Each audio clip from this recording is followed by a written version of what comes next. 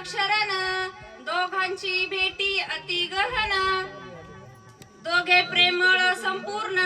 दोघे दोन्ही पण विसरती एक आता एका जनार्दना शरण हे आद्यामध्ये काय झालंय महाराज दोघांची भेट झाली पुढल्या आद्यामध्ये दोघांची गोष्टी होत्या दोघांचं राम कथेशी असणार आनंद होईल हे बी राम भक्त आहे राम भक्त भरत आहे राम भक्त हनुमानजी दोघांचं प्रेम सारखंच आहे आणि हे आपल्याला पुढल्या आद्यामध्ये ऐकाय मिळणारच आहे एका जनार्दन कृपाळू जननी गोडन खाय बाळा वाचुनी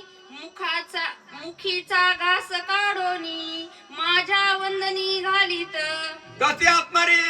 ही बाळाची आई असती महाराज आणि बाळाची आई काय करते आपल्या मुखातला घास काढते त्या बाळाच्या मुखात भरवती तसं हे नाथरायांनी आपल्या मुखामध्ये गोड घास रामायणाचा भरवलेला आहे जे अत्यंत खाओ नेने त्याचे मुखी घास देणे न खाता पायावरी बळे पाडणे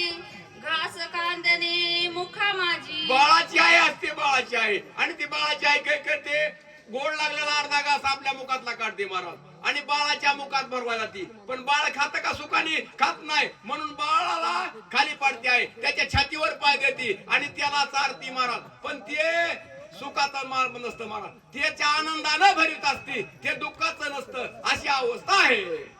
वांजेसी हे न कळे चिन्ह व्याली जाणे वेदन कृपाळू एका जनार्दन जिथे अभिधान विश्वमाता त्यावेळेस ही आता विषय महाराज ज्या वेळेस अशी अवस्था होती चला ब्रह्मादिक पुत्र व्याली जिथे ब्राह्मंडे सृजिली निज कर्मे तृण मानिली मज ते चाली लक्षणा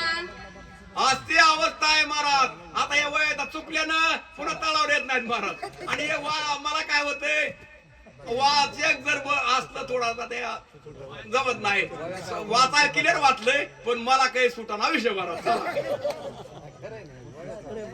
ताणलेल्या उदक द्यावे की भुकेल्या जेऊ घालावे मज हे सर्व थान संभवे तेने आलावे माऊली ज्याला ताण लागली त्याला पाणी द्यावं एखाद्याला भूक लागली त्याला अन्न द्यावं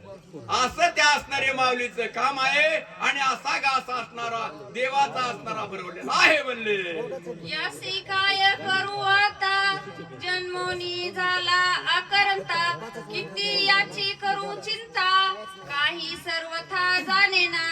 असं म्हणले असणार आहे कथेचं असणार अनुसंधान आहे आणि ही कथा कितीतरी गोड आहे रामायणाची आणि हे कथेचं असणार मुखामध्ये आपल्या घास हे गोड असणार भरवलेलं आहे घास तोही घेवे नेने मनोनी निज मुखीची काढणे माझ्या मुखी कोंदणे बाळा कारणे कृपाळू असणारी माऊली आणि असणाऱ्या बाळासारखा असणारा घास आपल्या मुखातला काढते महाराज आणि आपल्या बाळाच्या मुखात भरवते तसा हे नाथरायानी हे असणाऱ्या मुखामध्ये आपल्या भरलेला आहे असं नाथराया सांगत आहे अति सुरस राम कथा माऊलीशी घास गोड घेता आड मी आलो अवचिता काही सर्वथा जाणे ना अशी ही गोड रसाळ ही रामकथा आहे आणि रामकथा आहे पण मी असणार याच्यामध्ये लेण्याचं कार्य केलं मी आडवा आलो असं त्या घासाला सहकार्य करण्याचं कार्य करू लागलो असे नाथराया म्हणू लागले तेही कृपाळू कैसी तोंडीचे काढोनी वेंगसी ओ पिता माझी मुखासी निज मानसी सुखावे त्यावेळेस ती असणारी आई असते महाराज आणि तोच घास तोंडाच्या मुखातला काढते माझ्या मुखामध्ये भरवते तशी असणारी ही कथा आमच्या मुखामध्ये भरवलेली आहे बालकाच्या धनी दाईजे का शिष्योचिनी झाले पणे होईजे आणि काहे न कळे सहजे सद्गुरूने जाणिले की प्रवतीच्या हे असणार का कुणाला बी कळत नाही महाराज ज्याच्या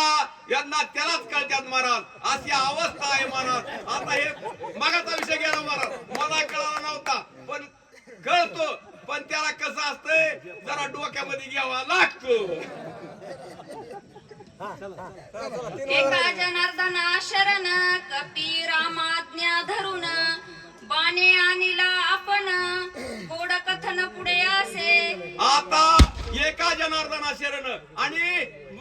भरताच्या आज्ञामध्ये बाणानं हनुमानजीला धरून खाली आणलेला आहे आणि मात्र ज्या वेळेस खाली आलेले आहेत आणि मग आता ह्याचं गोड कथन आहे आणि हे गोड कथन आता या पुलड्यामध्ये सुरू होणार आहे आणि हे गोड कथन आपल्याला ऐकायला मिळणारच आहे. श्रोते कोपती जने सैराट भरला राणे ओढीला एका जनार्दने काही मने स्मरेना. आता पुलड्यामध्ये त्या भरताची कथा आहे. भरताच्या मनामध्ये सर्व भगवंत असणारा अंगामध्ये भरलेला आहे. भगवंतासारखं रूप झालेलं आहे. भगवंतासावे दिसत नाही, भगवंतासावे पाहत नाही, अशी अवस्था भरताची झालेली महाराज पुलड्यामध्ये आपल्याला आता ऐका मिळेल. स्वस्ती श्री भावार्थ रामायणे युद्ध कांडे एका कारटिया. चला पुढे.